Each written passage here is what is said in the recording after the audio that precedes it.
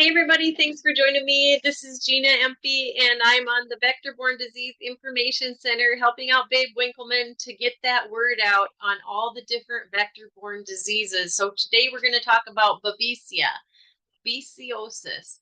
Not many people really realize that there is babesiosis in ticks, deer ticks there is, and they can transmit it. Along with that is similar to malaria. Babesiosis is treated similarly to malaria. Oh my gosh. Okay, so I got bit with my Lyme tick way back in 2009. I had no idea that Bartonella and Babesia was in there. Again, just mentioning the important fact is that I did have a bullseye. Not everyone gets one. A lot of people, most people don't, or they can't see it. They're having it on their scalp or their groin. But for me, I had the bullseye and I had blisters in the middle. If I would have known what I know now, I would have been aware that with those blisters, that means I should be going after the co-infections. Bartonella and Babesia are not able to be treated with the same thing as Lyme disease. So when we go to our doc right away and we get on doxycycline, it's not going to touch those co-infections. Bartonella, you're going to have something like Japanese knotweed or rifampin.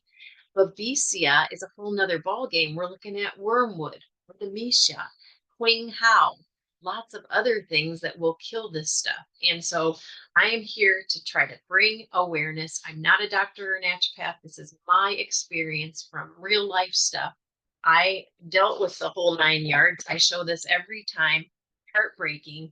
All the stuff I've taken over the years to try to figure out how to get better.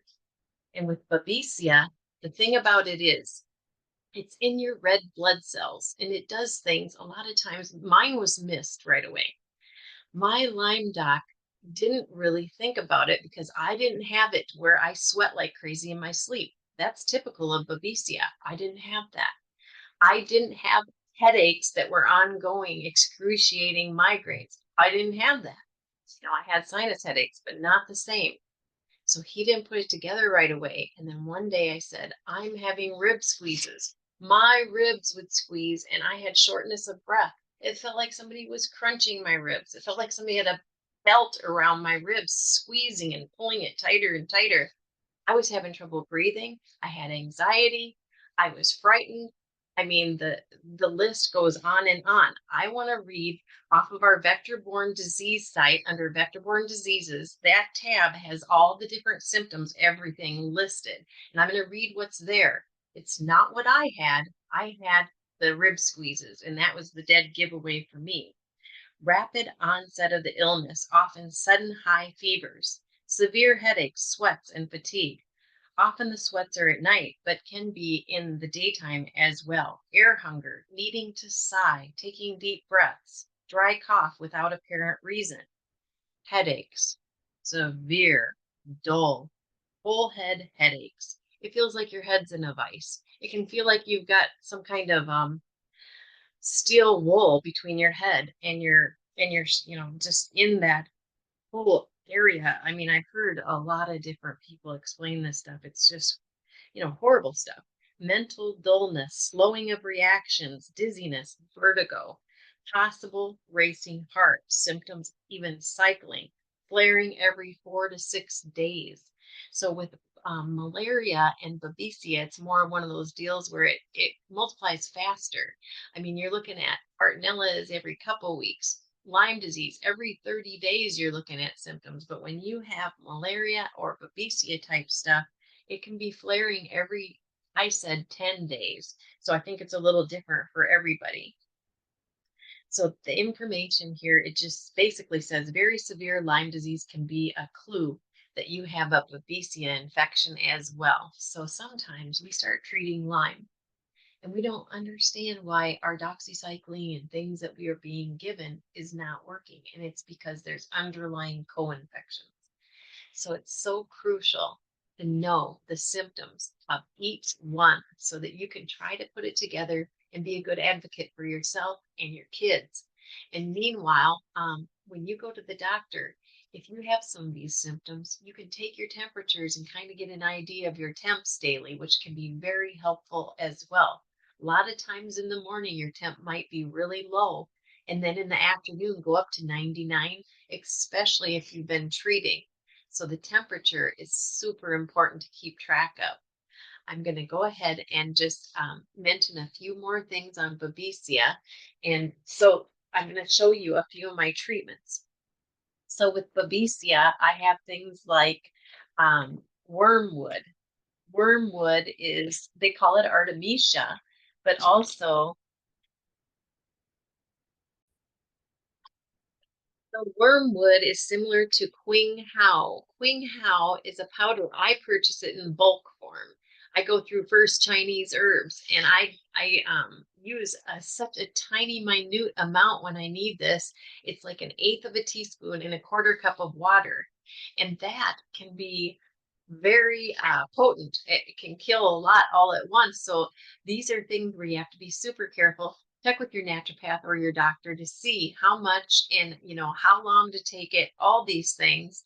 And then two, once you start killing these parasites, what you have to do is you have to cleanse your system. Your neurotoxins you're getting from that die-off can be just as just as miserable as the infection itself. The other thing that I used, and you can tell it's been beaten up quite a bit, is that it was Artemisia, and it had the same thing, similar to wormwood with clove. The cloves are said to go in and get any eggs that are in there so that you're getting, it's kind of like back when the kids would get lice, kill the lice, but kill those eggs too, so that you're not having a rehat and trying to really lessen the load on these things. So these are the things that I have done. And the other thing that happened is when I first early on found out I had Babesia, I lucked out. Finally, when he said, "Oh, you've got rib squeezes, we're going to go ahead and give you the test." The testing for me luckily came back positive. Now there's so many different forms of Babesia, it's possible for that not to happen. You might get a negative test when it's positive, but I luckily tested positive. And what they did is at the doctor's office, they said, "Here, we're going to have you take Mepron." Mepron was a syrup that looked like rocket fuel. It was bright yellow. It was $1,200 a bottle. And I was taking a tablespoon of that every day along with amoxicillin. And that combination was to kill Babesia. I did that for 7 months faithfully. These things, it's unbelievable how stealthy all these different bacteria are when they're working together. I don't want you guys to have to go through all this. Everything that I've experienced, I've learned from, and I believe the herbs are super beneficial. There's times where your infection might be high enough where you need to have the pharmaceuticals, and my goodness, definitely listen to your doctors and naturopaths.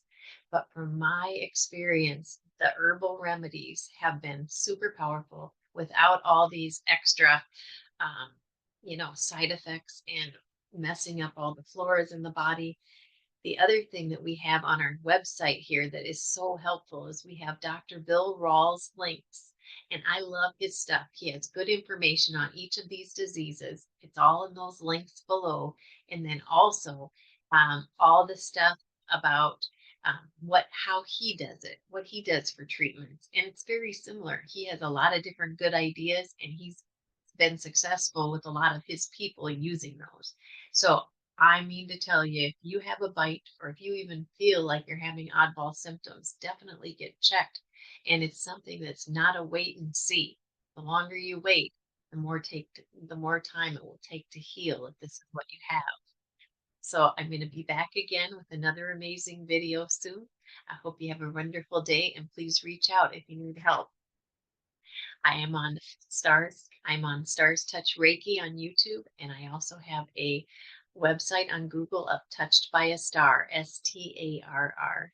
Thank you so much.